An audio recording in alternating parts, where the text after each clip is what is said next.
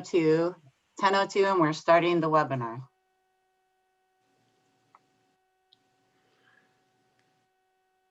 Good morning, everyone. My name is Philip Spiegel, and I'll be chairing the meeting for today. Justin is otherwise needed elsewhere.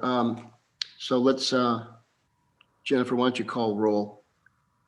Okay, be sure to unmute yourselves before you answer. Larry Chung. Here. Justin Delacruz. Tracy Lesage. Here. Phil Spiegel. Here. James Hiding.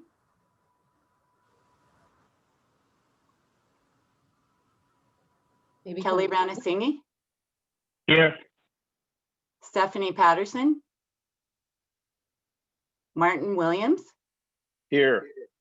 Okay, we have, actually we need to wait for, let's see, 6, 5, oh, okay.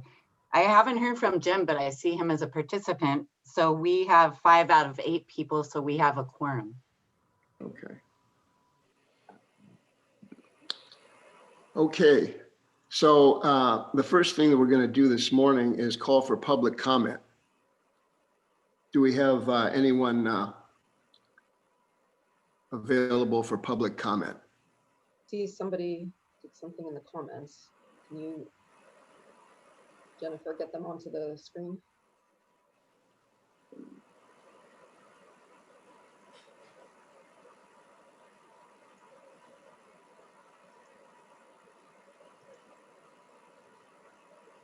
Jennifer, do you mean to be muted? Thank you, sorry. So I show 6 attendees: M. Cherry, Gary Letourneau, Corey Rabin, Greg Dorst, Janet Sobel, and Judge Purcell. Michelle, would you like me to allow one person to talk at a time, or? One person at a time. I can see how to do it if you need me to, just to click allow to talk. And also Yeah. it looked like Stephanie Patterson just Hello. joined. Hi, Stephanie. Hi. Hello, everybody. Good morning. Good morning. Okay, so I will start with M. Cherry, allowed to talk for public comment, and you're, okay. Can you hear me? Yeah, Yes, go ahead. Hi, my name is Michael Cherry. I'm a retired Supreme Court Justice from the state of Nevada and a person in recovery for 34 years. I'm the co-chairman of the Lawyers Concerned for Lawyers that began in 1986. And I've known Janet Sobel for over 50 years. Our husband and I were close friends when we were public defenders and on the bench together in Clark County. I'm here to just support Janet with her idea of the newsletter. I think with what's happening with COVID, we're going to have a lot of people who are going to need recovery. And the more information we're able to get out to the public, the better off we're going to be. So I hope that you'll give some consideration to Janet's idea about this newsletter. Other than that, I'm thrilled that my Lawyers Concerned for Lawyers was helped by the other bar in California when we established our Lawyers Concerned for Lawyers in 1986. Unfortunately, it took us till 2013 to have a lawyers assistance program through the state bar, but that's very active now, and we're very fortunate to have that. But we need as much information as we can, and Janet's got an idea that I think would be very helpful to those who are seeking recovery from any type of addiction. Thank you very much for allowing me to share with you. Thank you. thank you, Michael. Next, I will unmute Gary Letourneau. Okay, Gary, you should be on. Hi, can you hear me? Yes, thank you. Yes. Hi, thank you very much. I appreciate the opportunity to speak to you today in support of Janet's newsletter. I'm Gary Letourneau. I'm a California attorney and very active in the California Lawyers Association. We have created a number of health and wellness committees, and we have a lot of interest and support. This is subject, my story, my journey in terms of health and wellness, and in particular, the role of food in terms of preventing and reversing chronic disease really goes back to the time years ago when I was a fairly new FBI agent in New Orleans. My dad called one evening, very upset, and said that my mom had a stroke and died immediately.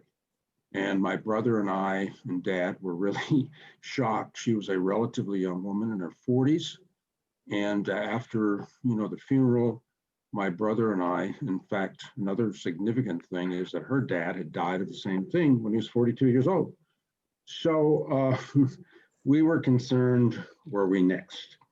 And I went to my healthcare provider in New Orleans, the Adjourn clinic at the time, and got no help at all. But at the same time, something really significant happened in the FBI. That is, they started a fitness program for all agents. And the reason it started, they said, was too many agents were dying of heart disease. Can you imagine? This is a group of relatively young, supposedly healthy people. And so I was in New Orleans and I started exercising. The years go on all too quickly.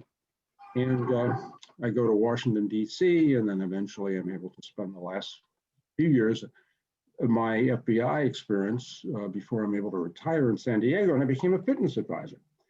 And the fitness advisor program was focused really, really very strongly on aerobic exercise running. Jim Fix, who had written a complete book of running, was really our kind of role model. Mr. Letourneau, I'm Dr. Spiegel chairing this meeting today. You have to understand that to give everybody a chance, we need to limit all speakers to 2 to 3 minutes.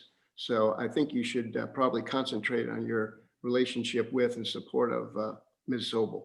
Okay, yeah, well, Janet has been very supportive of everything we've done.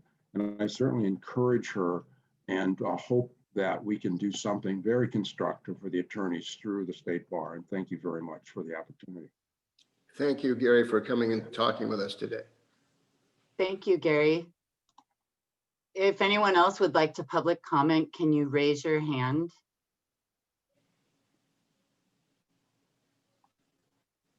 Okay, next will be Greg Dorst. I have just allowed you to talk, Mr. Dorst. Well, hi, thanks for inviting me, Janet. I know you're on the line, and thank you to what you do on this committee. I am the Southern California consultant for the other bar, and I work daily with lawyers, judges, and law students who are either in recovery or seeking a way to change their lives in meaningful ways.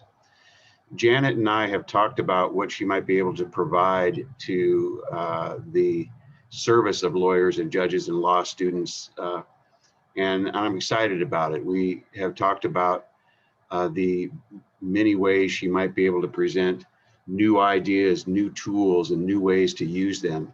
And I offered my support in any way possible, and she asked me today to step up and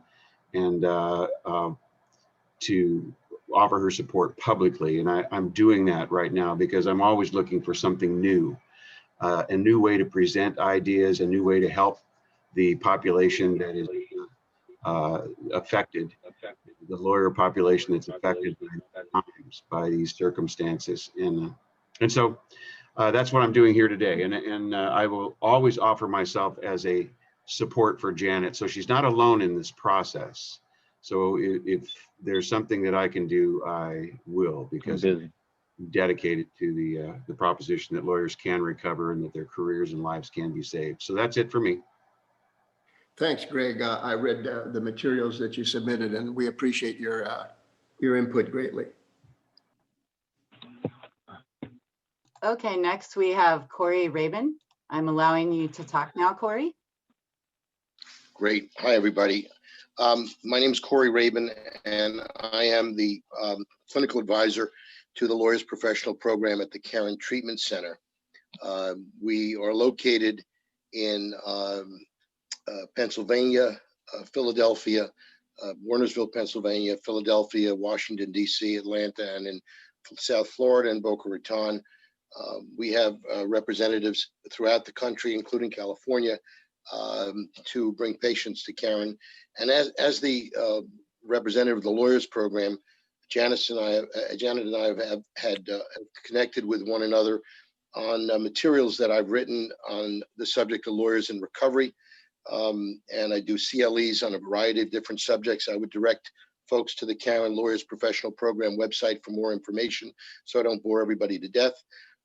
But Janet's asked me to participate with her in the newsletter and support the effort to get a good message out to lawyers, both to employers who want to help people who need recovery or who they suspect have some degree of impairment, and also to get the message out through the carriers or through the LAP to lawyers, knowing that there is a place they can go for help. A couple of years ago, a study found that we're almost 3 times as likely to have problems with substance use disorder than the general population. We're very difficult to get into treatment, but once we get into treatment, we're twice as likely to get better than the general population. The program that we have at Karen deals with things from intervention, pre-admission, work-related issues, getting into treatment, while you're in treatment, having access to things that one needs to as an active practicing attorney, aftercare plans that integrate recovery into one's life as they get back to work, and alumni coordination. It's different in the sense that we treat patients, the attorneys that come into treatment, as if they have lives outside of the recovery program, at the same time just focusing on the kind of a Lawyer 101 course that they're taking in themselves. So Karen stands willing, and we're ready to support the newsletter, to contribute written material on different subjects. If you go on our website, you'll see subjects of why lawyers are so impaired, on stigma and addiction, stigma and COVID, and the responsibility of law firms. There's a whole variety of issues that we have out there that we'll specifically do for the newsletter. And Janet is very compelling with her idea and getting the message out. And Karen and the lawyers program at Karen is ready, willing, and able to support her in any way we can. And by the way, Karen's a not-for-profit, and we give scholarships to folks that can't afford to be here. And we also have relationships with Blue Cross Blue Shield throughout the country, Aetna, AmeriHealth, Quest, UPMC, and we guide the treatment, not the insurance companies. And so, Corey, thank you very much for your comment. We appreciate your coming greatly. Thank you. My pleasure. This is Jim Hiding. I just wanted to announce that I'm in. I am connecting remotely and through my office, so that's why you see that whatever that video is, and I can't connect with the video, so I apologize. But I've been here since the beginning. Thank you. Thanks, Jim. As another matter of housekeeping, Jennifer, we should also note that Stephanie's here since she was not on the roll call, but for anybody who's calling in and might be listening to this and not seeing the video, we'll let you know that Stephanie Patterson is also on the call or on the Zoom. Thank you, Michelle. The last public speaker we have is Janet Sobel. So I am allowing you to talk now, Janet Sobel. And whenever you'd like me to share your PowerPoint slide, just let me know. And Janet, please hold your remarks to 10 minutes. And I think you're muted, Janet. I allowed you to talk, but I think you need to unmute yourself. And this is probably also okay, there we go. Hey, Janet, before you start, I just want to clarify, this is not a public comment that you're making. This is an agendized item in our guest section, the first thing on our agenda. So I know that committee members know they can't really have discussion about things that are public comment. This is not public comment, so it is permitted to have discussion if needed, not required, but if anybody wants to ask a question or say anything. Perfect. I wrote out my comments since you're only looking at my name. I suppose, Michelle, you could go ahead and put up the PowerPoint I gave you. Okay. Okay, thank you. Can you guys see the PowerPoint? Yeah. Yes. Thank you. Okay, Mr. Chairman and members of the Oversight Committee and Michelle Harmon. Like all state bars across this country, this Oversight Committee struggles to get lawyers to reach out to lawyers' assistance programs before there is action taken against their licenses. We can't really protect the public if we only help lawyers after they have become incompetent from addictions and mental illness. 4 people close to that problem spoke to you a few minutes ago about how it takes way more education and outreach than any state bar can achieve. Over the past 20 years, things have grown substantially worse, even as every legal institution has tried mightily to change lawyers' attitudes. There is a wealth of persuasive information bouncing around inside the individual labs across this country, but we cannot change attitudes and increase voluntary participation in lab programs unless we expand the reach of articles and videos to more lawyers. It's more complicated than it seems, of course. My idea is to package existing articles into a health and wellness newsletter and get malpractice insurance companies to give it to their insureds so we can increase the influence to counter the stigma that silences the conversation when particular lawyers need help. No single state bar or statewide bar association can do this alone. It requires cooperation among all labs, plus someone to pay for it, someone besides overstretched nonprofit organizations. In fact, state bars often use independent contractors when it makes economic sense to do so. My goal is to create a health and wellness newsletter that curates and distributes the best of what LAPS has to offer to as many people as possible. I am proposing the first such newsletter, paving the way for competition, which will be great for the well-being of lawyers and for the public they serve. So I can troubleshoot the possible obstacles, I am seeking the input and ideas of this oversight committee. I am only asking for you to allow me and Greg Dorst and Gary Letourneau to explore ideas and solutions with a working group of your committee to promote a newsletter that achieves the goal of increasing voluntary treatment when addictions and mental illness threaten the competent performance of practicing law. Let's be realistic. Taking 1 hour of CLE every 3 years cannot begin to change attitudes. Greg Dorst told you that we must try to increase voluntary participation in programs like the other bar. Retired Nevada Supreme Court Justice Michael Cherry told you how choosing to get help for his alcoholism was his salvation. Getting help before a career falters should be our goal. There are countless stories to inspire lawyers who know on some level that they are heading for trouble. Corey Rabin of the Caron Treatment Center told you that a word to the wise is not sufficient for lawyers who can resist change hard.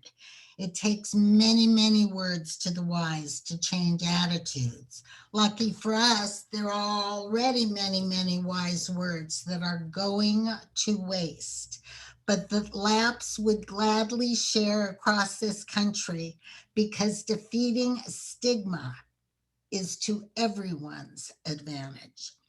Plus, as Gary Letourneau explained, lots of lifestyle mistakes, including what we eat, can lead to the downfall of a lawyer's life and career. Accordingly, we must expand, not limit, the amount of valuable information that comes to a lawyer from some trusted source. One never knows when an unexpected article lands the right punch at just the right time for a particular lawyer. For example, this past Friday, I spoke with Raul Ayala, a federal prosecutor in Los Angeles. He was a co-presenter at one of the sessions at the virtual COLAP conference this past November, one that Michelle Harmon attended, as did I. He loved the idea of a newsletter and observed that it is a clearinghouse of LAP information. He noted that lawyers belonging to cultural or social minorities have their own bar associations, and he offered his help to me to gather articles addressing some of the stress and anxiety that is experienced by lawyers in marginalized groups. This committee at its last meeting recognized the special needs of such lawyers. I intend to create a for-public purpose company to manage this newsletter, which allows me to ask those special bar associations like La Raza to appoint members to serve as directors on my board.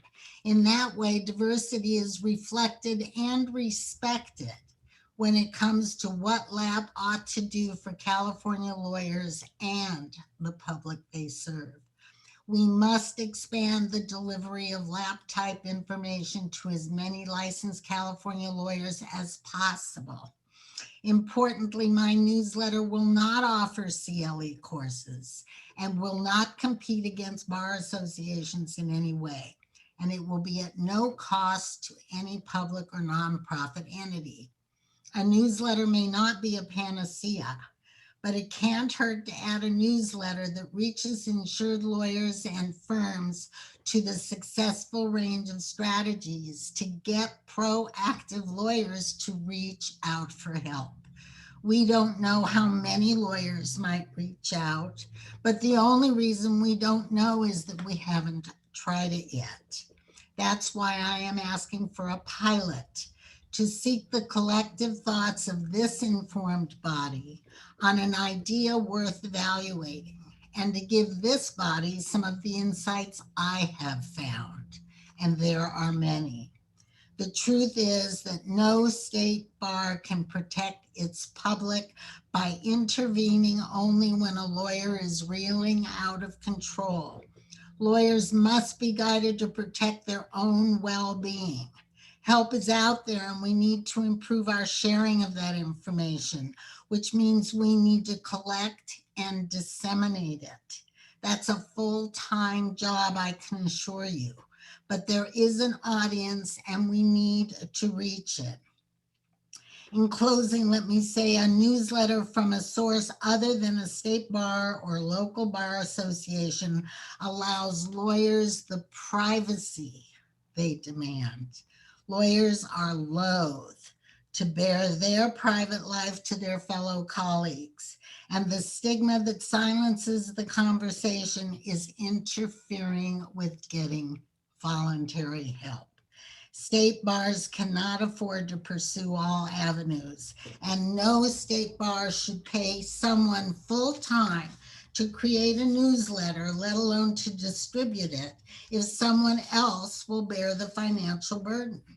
And the beauty of my plan is that E&O insurers are the perfect ones to distribute it for the lapse. Moreover, I plan to share the net profits with voluntary lapse. It's part of my business plan to add funds to voluntary lap programs. Why not, if I can get a commercial enterprise to pay for it? My goal is to increase the demand for voluntary programs so it makes sense to increase the supply. Think about it. Malpractice carriers are able to communicate with lawyers from the first day they are licensed. Law school students don't need to be prepared for the stress and anxiety of practicing law. They are focused on passing a bar exam, and they don't believe us anyway. No one really understands the stress and anxiety that comes with our profession until they face it. There are 10 million versions of professional stress and anxiety. It cannot be avoided, only managed. Every lawyer must figure it out for themselves in the context of their individual lives.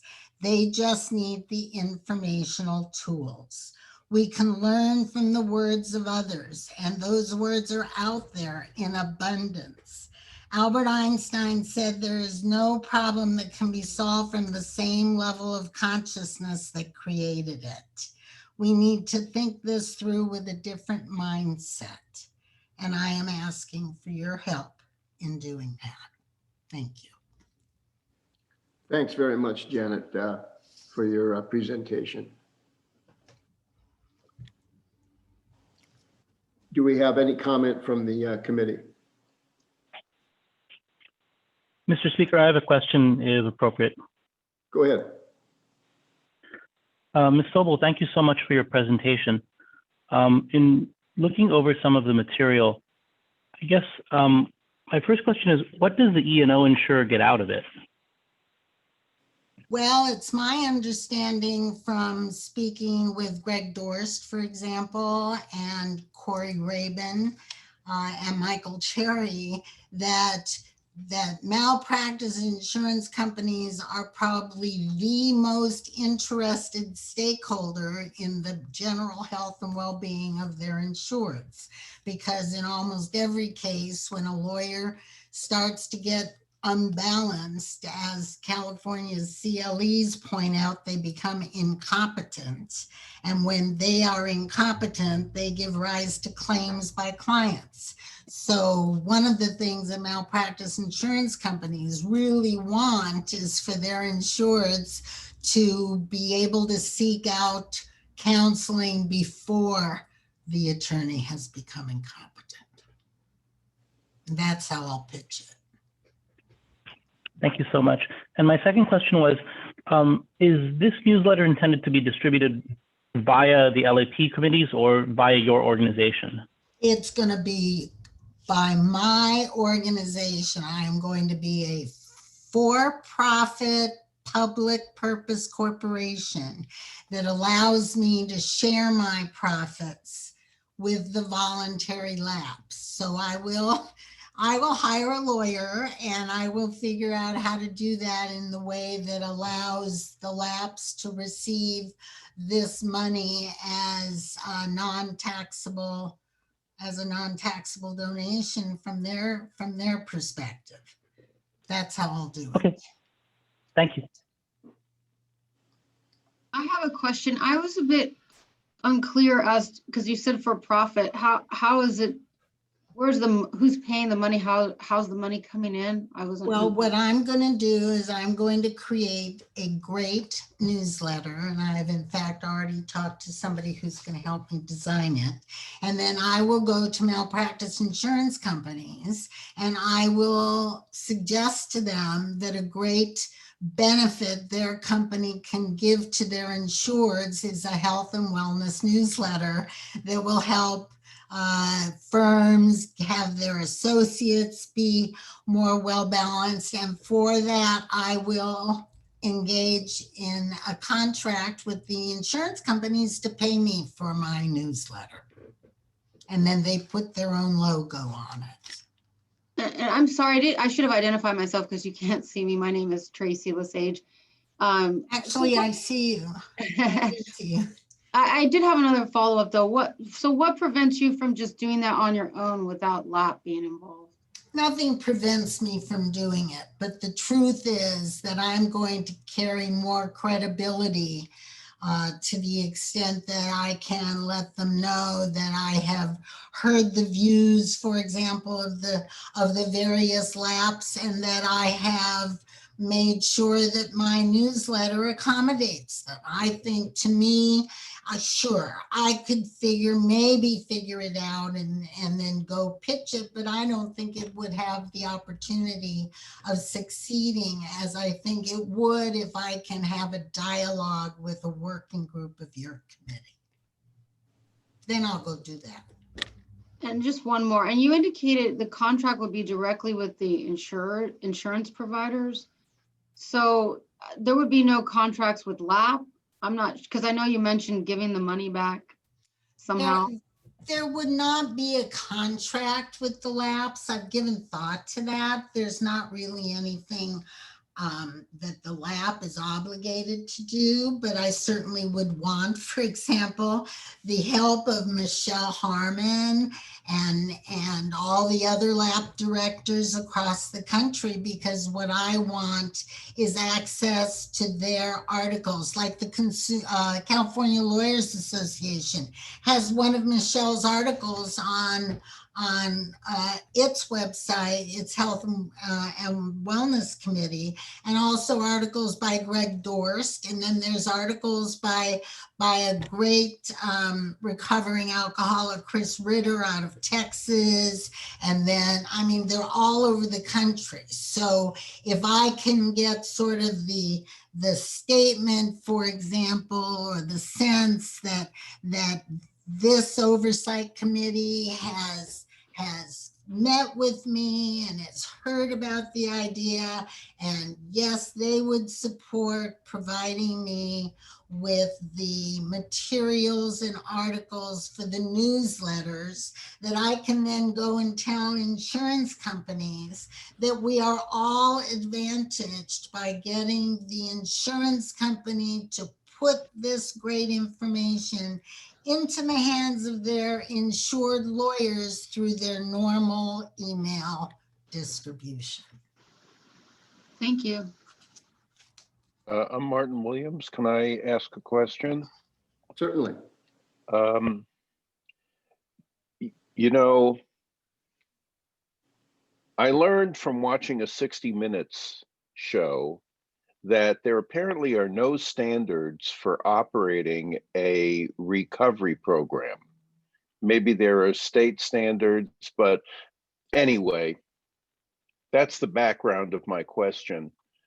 I'm wondering whether somebody who's operating a for-profit recovery program can author articles in this newsletter and steer people to their for-profit operation that may or may not be a legitimate or decent or excellent operation. And what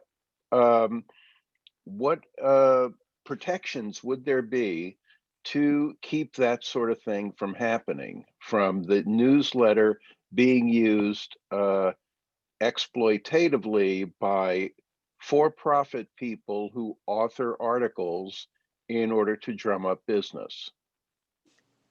Well, gee, I never thought about that, but I think it's a great question, and I have the answer, which is that it is going to be my job as the curator of this newsletter to vet the organizations that want to be able to participate and contribute, and to look at their information, right? I mean, my goal as a for public purpose corporation in California is to have a board of directors of as I mentioned, you know, all of these great bar associations, and Inns of Court, for example. I would love to get someone from Inns of Court to serve on my board of directors, and we will be open to hearing that somebody seems to be taking advantage, because that is absolutely going to be against the purpose of my corporation.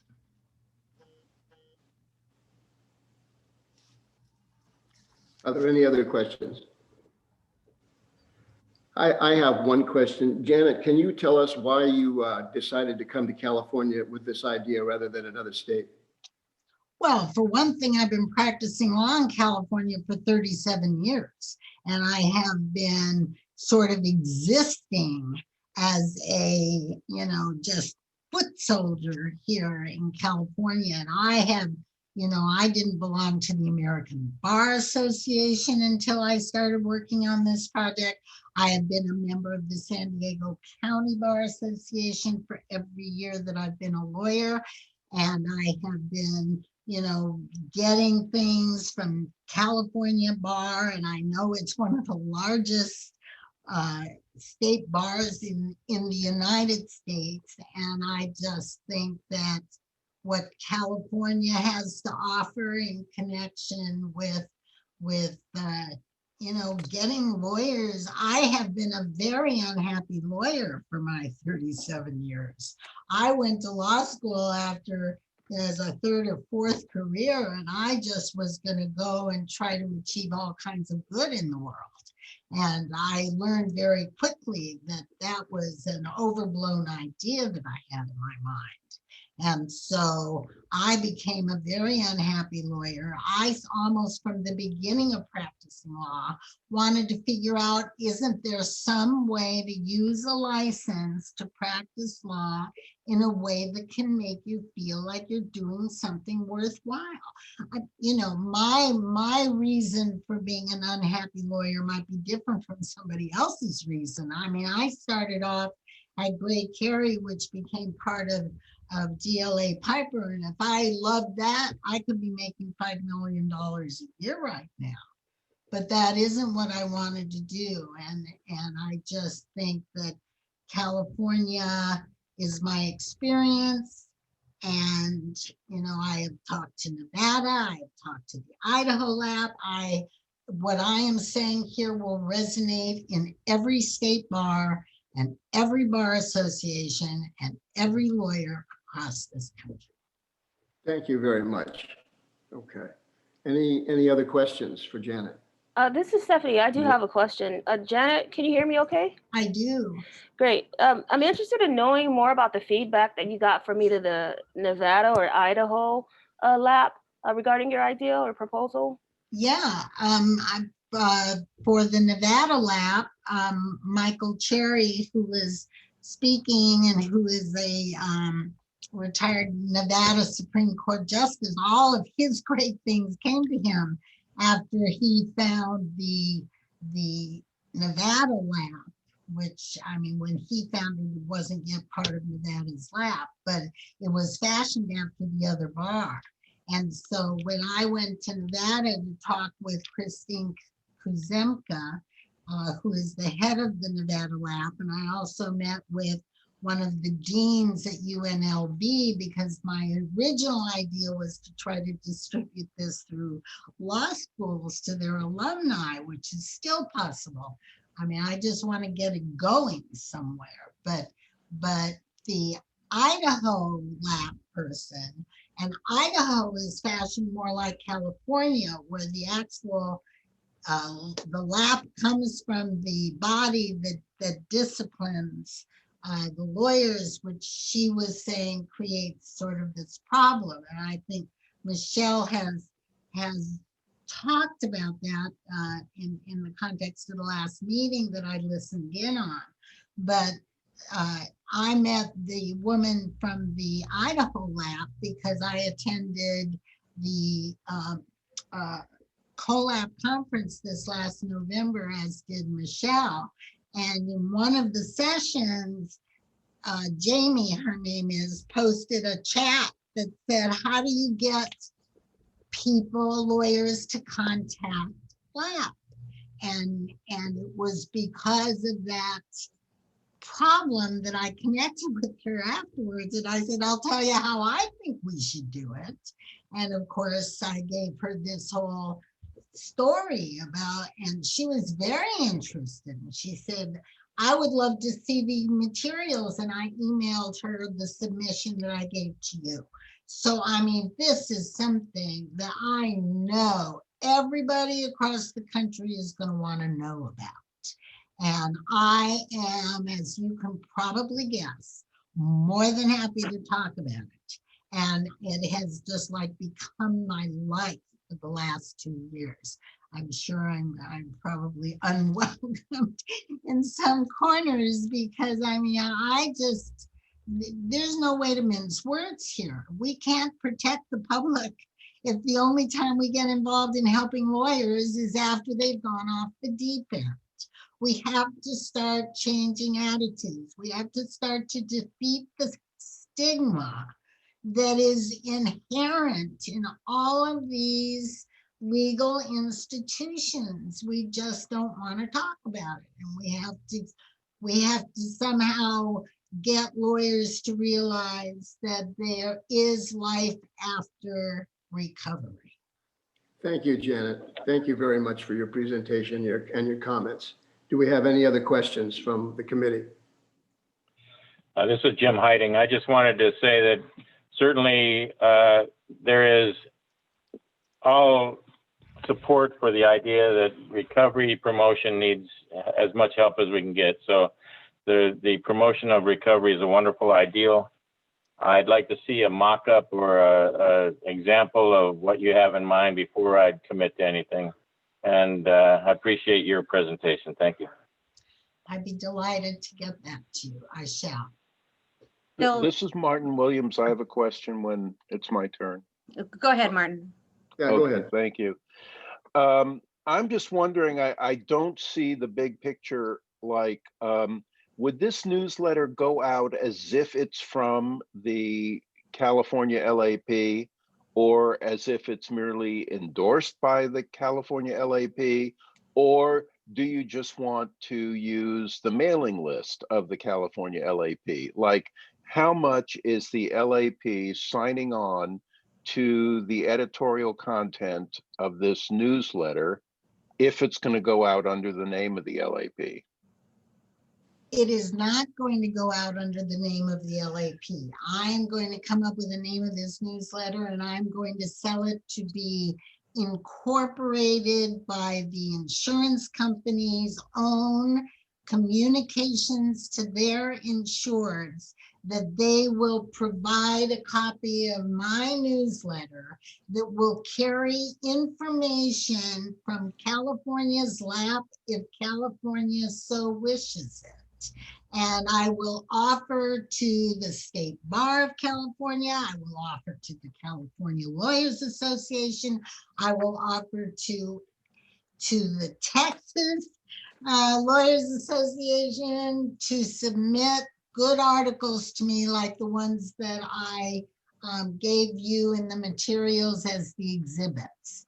Those are the kinds of things that, you know, articles from nonprofit organizations like the Karen Treatment Center and like Raul Ayala that I spoke with. I mean, he has a lot to say to lawyers in minority groups or that are in somehow feeling marginalized by our system. He agrees that the lawyers assistance programs for lawyers who are dealing with that is somewhat different. And so he knows, as Greg Dorst knows, as everybody is going to know, that my goal is to deliver the information that every lab would like to see delivered, and no lab has to endorse it. But I mean, if they want to attach an article that Michelle Harmon has written because they want California lawyers to read it, well, great. I mean, that is exactly what I am hoping this newsletter will be. I'm hoping this newsletter will be the way the California lab or any lab lets its licensed lawyers know that they support their recovery without having to be involved in the conflict between expecting that lawyer to actually reach out for California's lab for help. Hopefully they won't, because the whole idea of my newsletter is to try to change lawyers' attitudes so that they reach out to the other bar, so that they reach out to maybe they go looking on the internet on their own once they come to the realization that they need to confront what is bothering them. Thank you, Janet. Do we have any other questions from the committee? Okay. Janet, I have to tell you that we don't know whether LAP has the, you have to remember that LAP was created by the legislatures and by statute. And I don't know that LAP actually has the ability to do this. So before we would move further, we would have to talk to the Office of the Counsel General may I comment on that?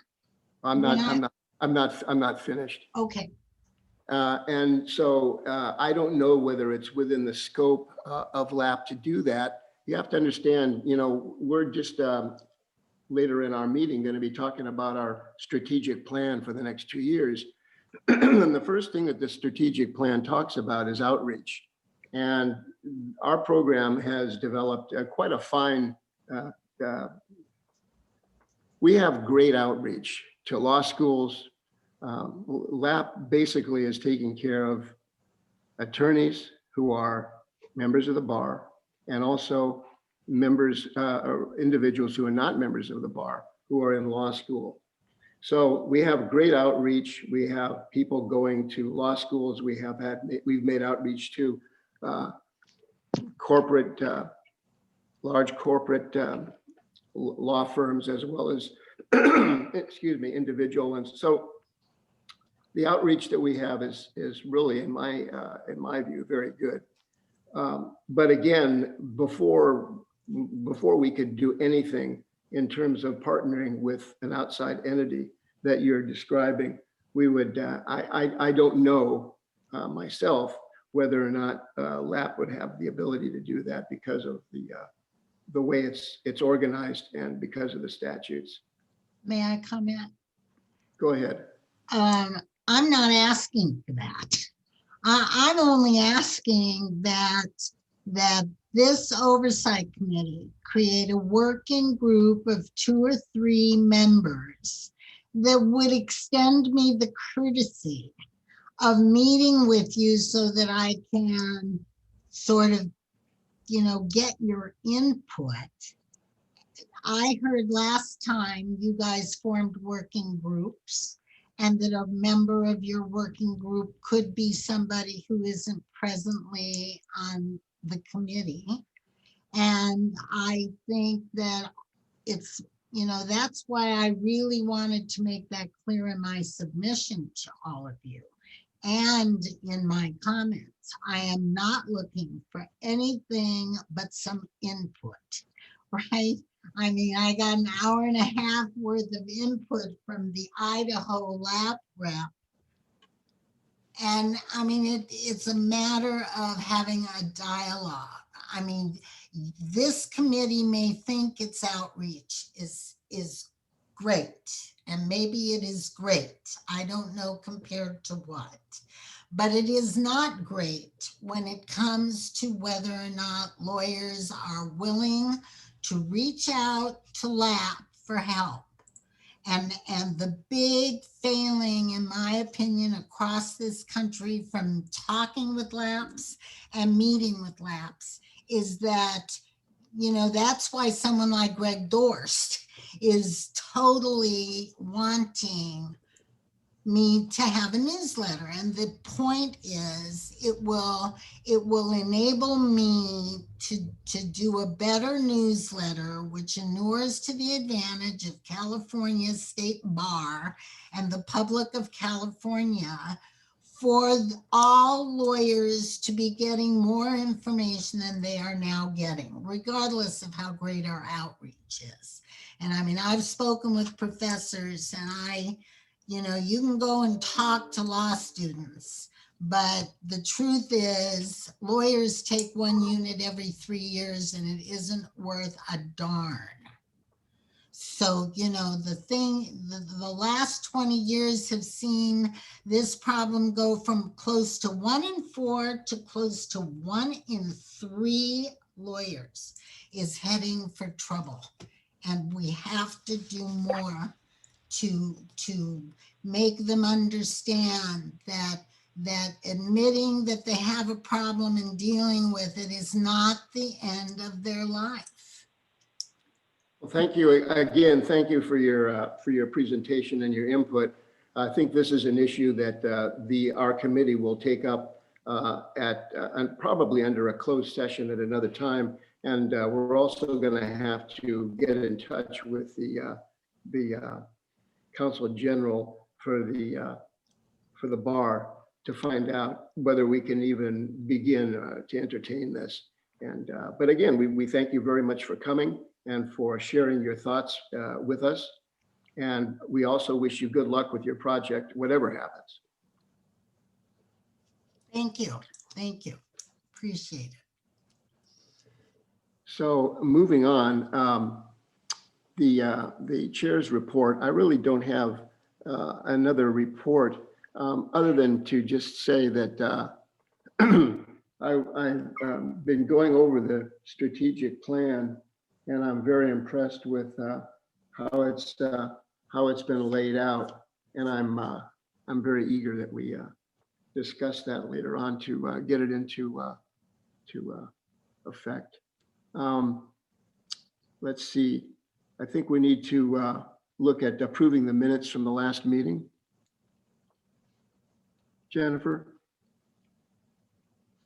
Okay, I will read the list and let me know if you approve the minutes or don't approve the minutes. Larry? Motion? Do you want a motion to approve? Yeah, I'd like to make a motion to approve. Make sure you unmute yourself. Larry Are Chung? you making the motion? Yeah, I can make the motion to approve the minutes. And Thank you, Tracy. You're welcome. We'll need a second too. Second. Thank you. Thank you. Okay, Larry Chung, Aye. just Tracy Lesage, Aye. Philip Spiegel, Aye. James Hiding, Aye. Kelly Ranisinger, Aye. Stephanie Patterson, Aye. and Martin Williams. Aye. Thank you. Thank you very much. Going on for staff reports, Michelle. Thank you. So for the staff report, I just had a few things to update everybody on. Our last meeting was in October, so there's not a ton that's different since the last meeting. But I did want to let everybody know that Stephanie and I both attended the CoLab annual meeting this year, which was at least, Stephanie, if you want to speak to it, you can, but at least I found really reinvigorating, as I always felt in person. And I have been wondering if actually they'd be able to get that across in a virtual format when you're not able to mingle with people the same way you are able to in an in-person kind of conference. But they had some really excellent panelists and some breakout sessions where people were able to talk about their specific issues that are relevant either to law schools or to LAPs or for bar disciplines. So it was a really great conference. And I wanted to let you all know also that I've been working with the CLA Wellness Committee, which we've talked about before.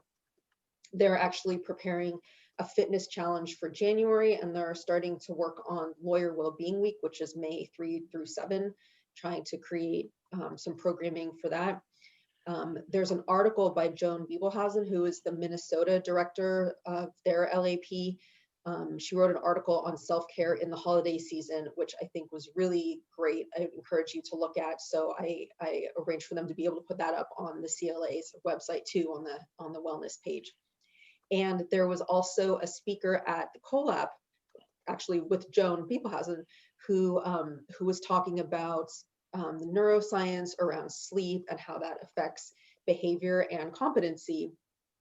And so I'm going to try and arrange to have her also. So I'll let this group know because she was a great speaker. If anybody is interested in listening to her, we'll try and arrange that for next year through the CLA Wellness Committee too. What else? So Law School Assembly was last week. I did a presentation to them, so got more information about the LAP out to law school deans who were there. And got some really nice compliments too about the program from people who worked in admissions, who had heard from students about their experience in the LAP. Also, you may have heard there's been a lot of talk lately about provisional licensure because of things being so different this year with COVID and being able to take the bar exam or some not being able to, that there's an option for students to practice law under the supervision of a licensed attorney. And there's lots of information about that on the website, but I also sent an email to the career counselors that we work with so that they'll know about it if students are reaching out to them to get advice regarding career counseling. So let's see, that covers the oral report. Any questions or anything on that? That's all I've got in terms of our recent developments. I agree so much with Michelle, and I want to piggyback on what she said. It was a phenomenal experience. It was an opportunity to connect with other individuals from other labs throughout the country. And every day we started the day off with yoga, virtual yoga. And so all the participants were able to just, tune in and then engage in this really sort of mindful activity just to kind of relax. And then that started off the day. So that was really, really a benefit. So hopefully everyone can participate maybe next time. Yeah, it was really cost efficient this year too, that we were able to pay for the registration for Oversight Committee members, where I know in past years that's been difficult, but there was no travel, there was no lodging, just registration. Yeah, great. So moving on to legislative updates, really the update is that there is no, since our last meeting, nothing new. Still, fee bill was approved. We're expecting to resume our portion of licensing fees for 2021. And oral reports,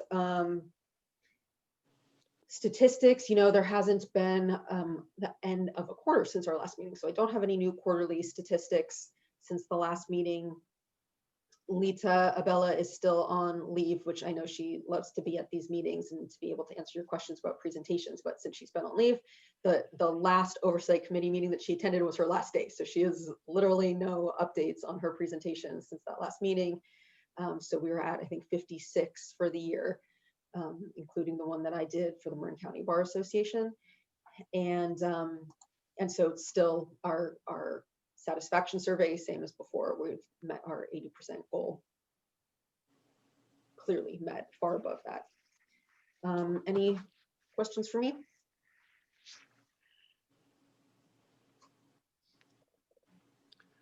Lori, do you want to go ahead and give your update? Yes, so I wanted to give an update for those of you who haven't met me before. I'm Lori Mellock. I'm the Program Director of the Office of Professional Support and Client Protection, which includes not only LAP, but the Office of Probation. And we're working on a project which we refer to as our Attorney Supervision and Assistance Redesign Project to sort of revamp the way we do probation. Right now, it's a purely self-rehabilitative model if an attorney is put on probation. And this is anyone, it's not if they have mental health or substance use issues that they're dealing with.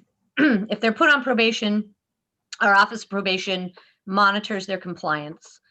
And what we're trying to do is to revamp it to be a little more in line with what current probation practices are in the criminal probation world, which is to get a little more rapport going between the probation deputy, or the probation case specialist is what we call our people, and the probationer, to use a risk assessment to determine what the best way to help them in their probation is, to identify who are the more high risk people and what resources we can offer to those people who are on probation to help them through probation so that they don't recidivate.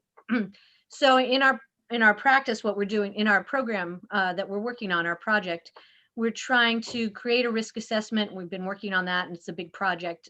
But one of the other things we're doing that focuses a little more on what the LAP side of things is we're looking to do some training of our probation case specialists.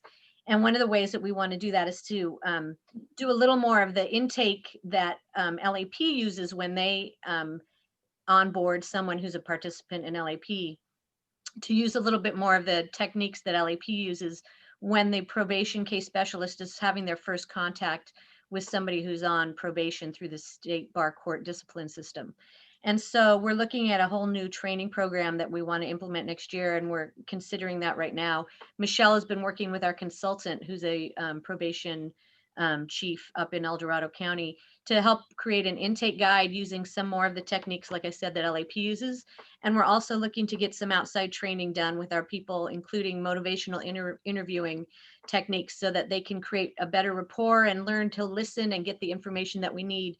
So that if somebody does have a substance use issue or a mental health issue or behavioral health issue that has not been identified previously, then maybe that would come out in our working with them in their intake interview, and then we can help direct them to help if they need it.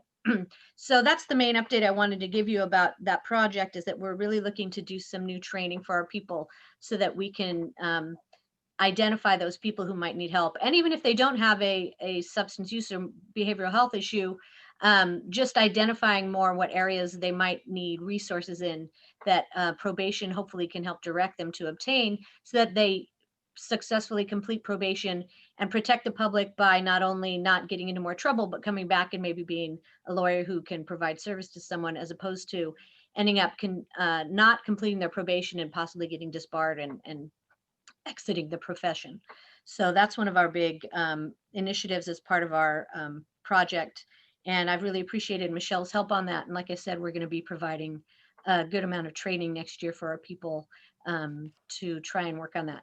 Of course, one of the other issues that we really is still further down the line, just for those of you, again, who haven't heard too much about this, is hopefully trying to create more of a collaborative court type court through our state bar court, and the way that those people who do have behavioral health and substance use issues might be going through the system. If we identify them early and can funnel them to a collaborative court and give them support as they go through the process, then maybe that will help people also. And we're still at the very early stages of that piece. We're trying to get the work done on the regular probation, if you will, those people who are just going through probation on the discipline, get all of that, those new procedures in place before we start looking at what we might want to do with a collaborative court.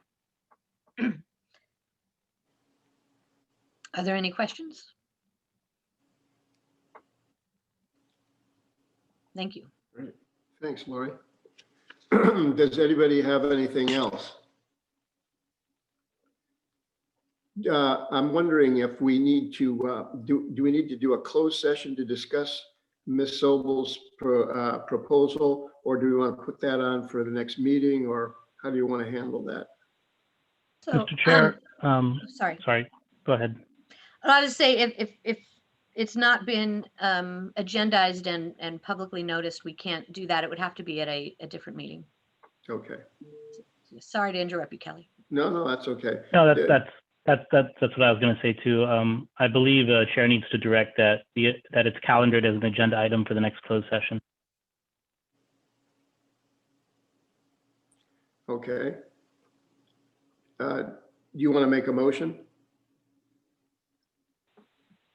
I'll move for it, but I don't necessarily think you need a motion, Mr. Chair. But I would move that we calendar Ms. Sobel's proposal for closed session and request that a council representative be present if needed. Okay. Do we have a second? I second. Okay, good. All in favor? Aye. Aye. Okay.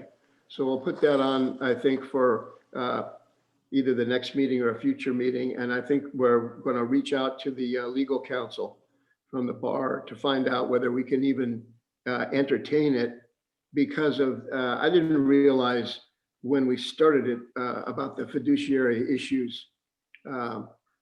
So I think that we need to find out how that all interfaces with what we're allowed to do based on the statutes or statute. So, okay. Does anybody have anything else? Well, before we move on to the last business item. Go ahead. Okay. I know we do need to vote on that, but I wanted to make sure we still have some time for me to talk about what the changes have been to this new strategic plan. Go ahead, please go ahead. So you all should have a copy of the new strategic plan. If you don't, it's attached to the agenda, so you can click on it. The first page just talks, so it's based on the last strategic plan that this group made. However, you'll see that now the names have been updated for the Oversight Committee. So you are all the people now who are on here for amending and adopting this plan. one of the main things throughout the whole thing that was updated is some of the terminology. I guess back in 2017, we were still using substance abuse terminology and things that are now out of style. So it's a little bit less stigmatizing language. We've tried to move all of the references to abuse to substance use problems, mental health rather than disorders, things like that. So that's all the way through the document. Also, last time this was written, we had not yet had the statute changed to include law schools or bar applicants as eligible for the program. So that's included in the overview of our program, that all services provided by the LAP are open to active, inactive, and former licensees. And as of January 2019, applicants who are in law school or have applied for admission to the state bar. And then specifically in the outreach and education section, so all throughout, we've made some changes related to what the committee members have talked about in previous meetings, and especially in that last meeting, we had a more detailed conversation. So the outreach and education section also talks about targeted outreach and education materials targeted to specific audiences, which in the past version was really only about rural versus urban audiences or age differences. And now we've included seeking to destigmatize those who suffer from addiction, mental illness, or other forms of cognitive impairment, and the intersectionality of these issues with other marginalized group experiences. So we'll be able to include more racial justice issues in our outreach as it can be worked in. Then, of course, the attorney supervision and assistance redesign, like Lori was talking about, the ASAR project had not been started yet at the last one. So there's references throughout about that, how we will be working with that program in order to help attorneys and investigators, state bar attorneys and investigators, identify the signs of problematic substance use, mental illness, cognitive decline, where they may be contributing factors in a discipline case. And continuing to work with OCTC to receive reports of public discipline so that the lab can conduct outreach. So I don't know how much we've explicitly talked about it, but we have been receiving monthly discipline reports. It's public information. So we've been getting this from the Office of Chief Trial Counsel, but it's the public information so that we don't have to go search for the discipline, but they give us a list of the discipline that have been imposed in the past month, so we can reach out, and we've been sending letters or emails out to the people on the list so that they know that they're still eligible, what we offer, and that even if they have been disbarred or if they're suspended, they're still eligible for our services. So that has been something, I think that's been a great result of our cooperation with the Office of Chief Trial Counsel based on what we had in here before, and that will continue.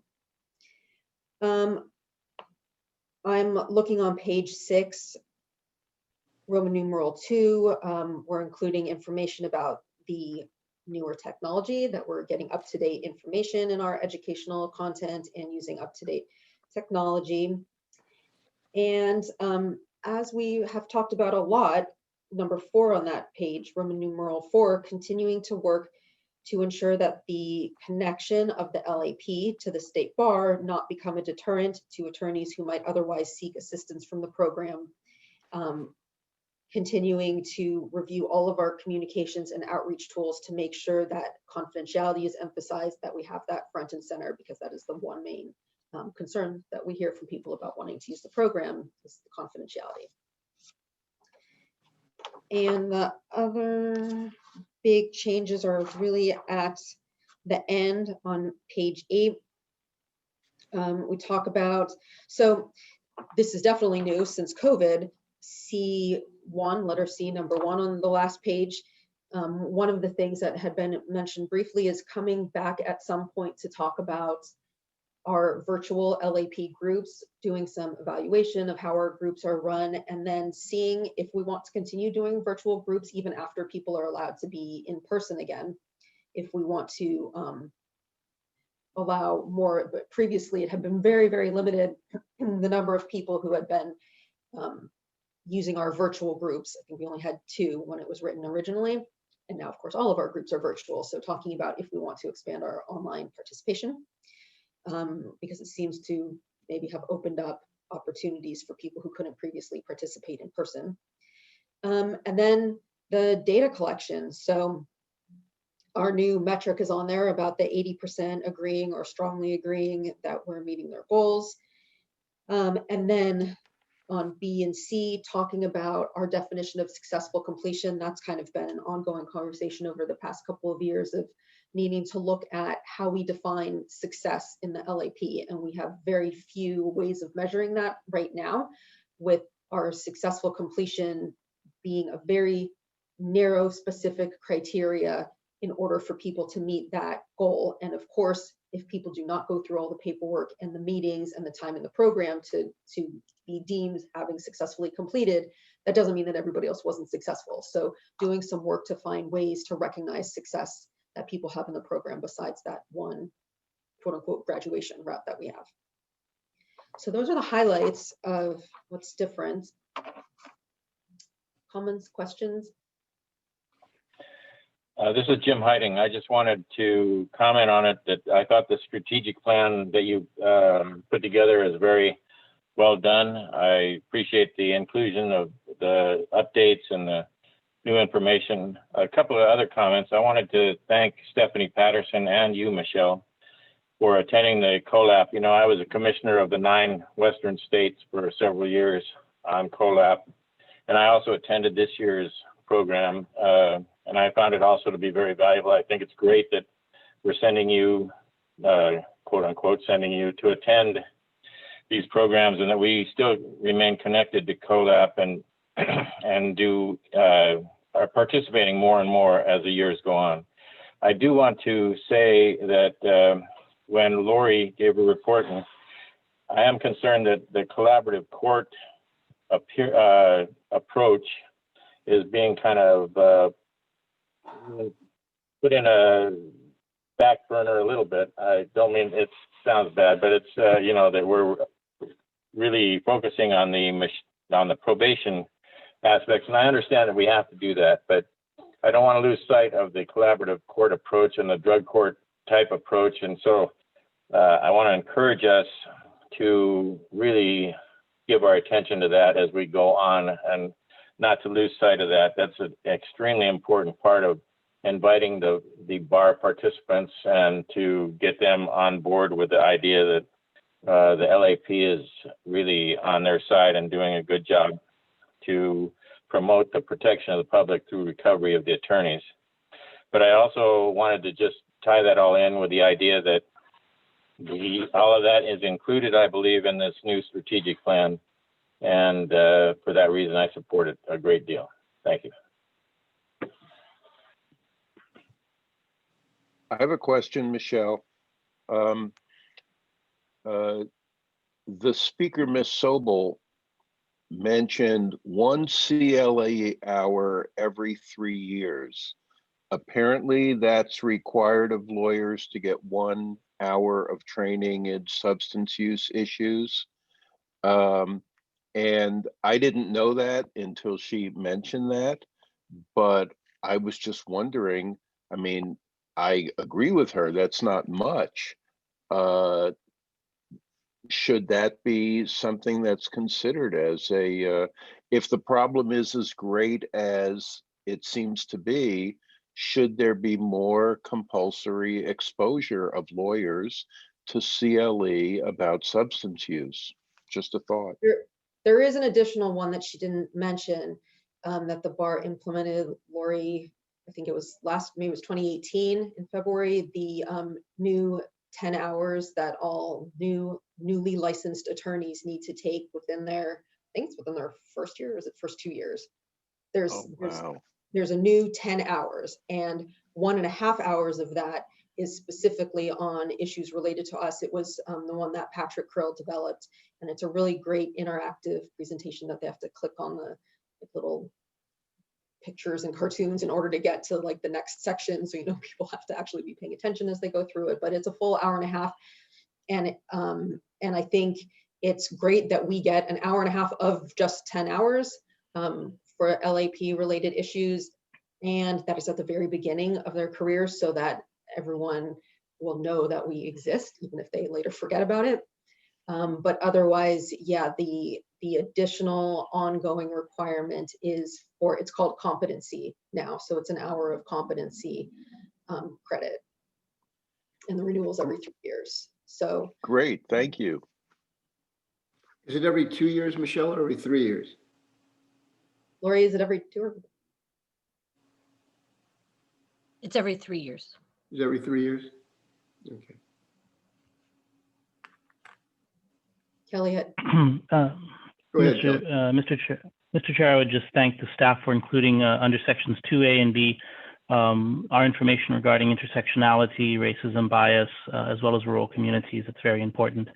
I thank the staff for their great job on the strategic plan, as well as thank Dr. Patterson for her attendance at COLAP. I agree with Mr. Heiding. If there's anything that the committee can do to push the idea of a collaborative court forward, I think that's very important.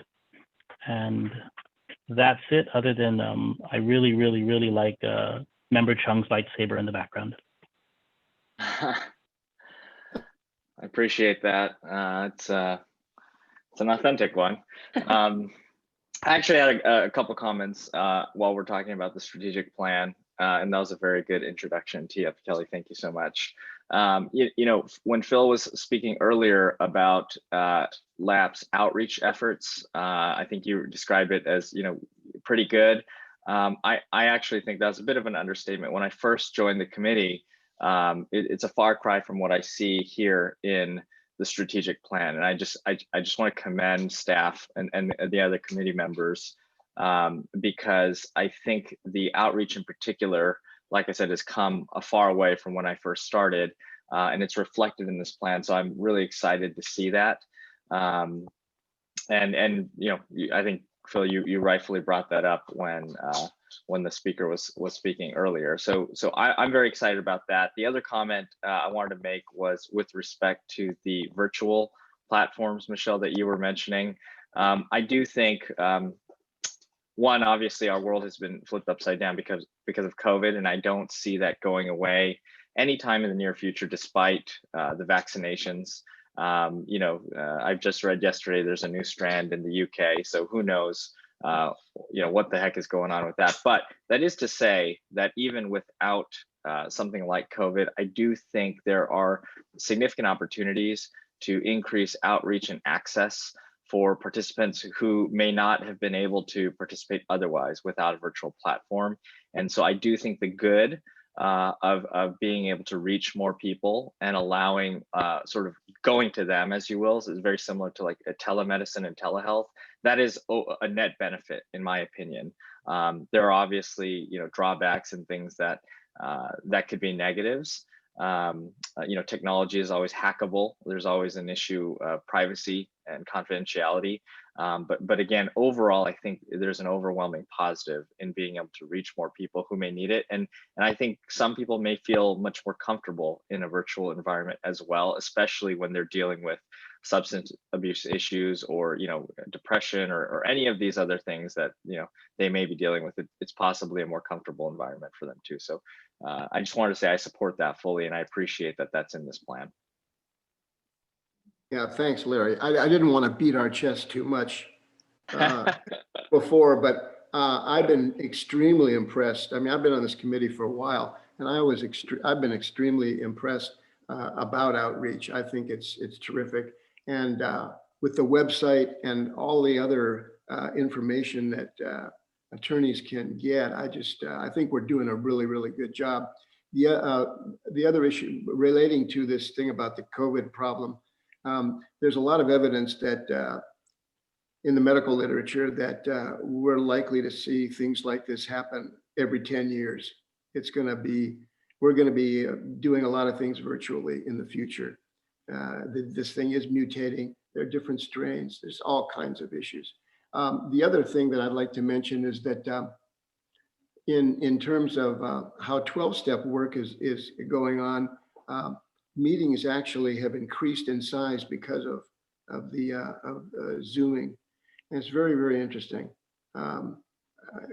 I'm in the people that I'm talking with, learning that meetings that were, smaller are now sometimes 2 and 3 times as large simply because of much more easy access. So it's very interesting, which would go along with, I think our experience with how our outreach has improved since we've started to do, so many things online.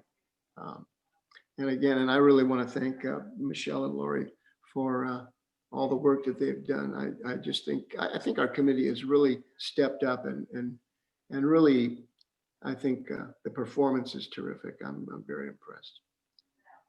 Thank you for the compliment. Definitely.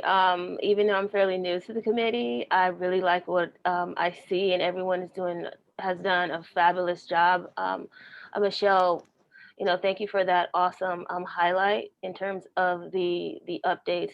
I also really like the metric section, with data collection and tracking the information, because I think we're able to quantify what it is that we're doing. So I think that's just phenomenal. And James, I was more than excited to attend the CoLab event recently. It's interesting, and I don't know if everyone knows this or not about me, but I actually am a CLEO alum. CLEO is a Council on Legal Education Opportunity for students of color. A lot of the individuals are law students who come from or who are first generation to go through law school. So I think in terms of partnerships, that was something that I had brought up also at CoLab. Maybe we can consider reaching out to CLEO if we want to target lawyers who are of color or law students of color. That's great.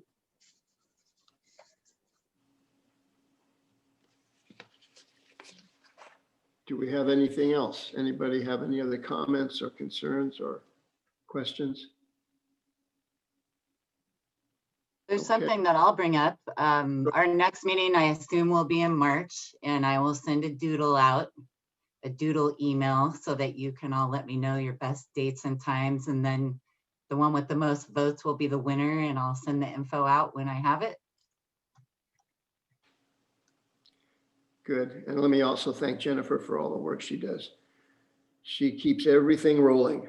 So Thanks, Phil. does a fantastic job. And echo what everyone else has been saying. We've come a long way. It was easy to read and included everything we had discussed. Very well done. Thank you. Very impressive. Okay. Do we have a motion to adjourn? We still, everybody had very complimentary comments on it, but we haven't officially voted to adopt this. Yeah. So I probably guess the direction it's going, but we still need a motion if we want to adopt this. Okay. I move that we adopt the strategic plan. I second. This is Jim, right? Okay. You can take James. Should we do an out loud roll call, Jennifer? Sure. Yeah, and Michelle, something else that I'll let you know. A couple people have contacted me about their titles being incorrect. So I am correcting that in a Word version. And then I will save it and remediate it. Okay. So we're moving to adopt it as is, except for the changes to people's titles at the beginning. Yeah, there are 2 people who have title changes. Does anyone else have a title change? Did everyone else look at your titles? I see mine. Mine is correct, but I do have a few more credentials that I want to include that can. Okay, can you send me an email and I'll include those? Sure. Make that change. Okay, thank you. Yep. I just want to, just to be particularly technical, I don't know if the chair can actually move. So we might need somebody else to make the motion. I think you're right. I think you're right. Somebody else needs to move. I'll move to approve the strategic plan. Second. I second. I second. Okay, thank you. Roll call. Larry Chung, Aye. Tracy Lesage, Aye. Philip Spiegel, Aye. James Hiding, Vote to approve. Kelly Ranasinger, Aye. Stephanie Aye. Patterson, Aye. And Martin Williams. Aye. Okay, all ayes and no nays. Okay, great. We have our plan for the next couple of years. That's great. My dog's excited about the adoption. I'm sorry. Love a happy dog. All right, well, all right, we have gotten through the agenda. Now, Phil, you can ask for the move to adjourn if anyone Yeah, sorry about that. wants to say anything else. For some reason, when I read it, it was so good. I thought it's just all that it'd been Done deal. accepted. So I hope everybody has a good, safe holiday season. Try to stay safe and travel as little as possible. Let's move to adjourn. This is Hiding. I'll make the motion to adjourn. Thank you. Second. Thank you. So moved. Okay. Do you want to do a roll call for that too? I don't think so. I don't think we need to. Yeah. Thanks, everybody, for coming. Thank Yeah. you. Thank you. Thank you. Bye. Merry Christmas. Bye-bye. Happy holidays. Bye. See you next Thank year. Thanks, everybody. Thank you, Bye. everyone. Happy holidays. Same to Stay you. safe. Likewise. Bye.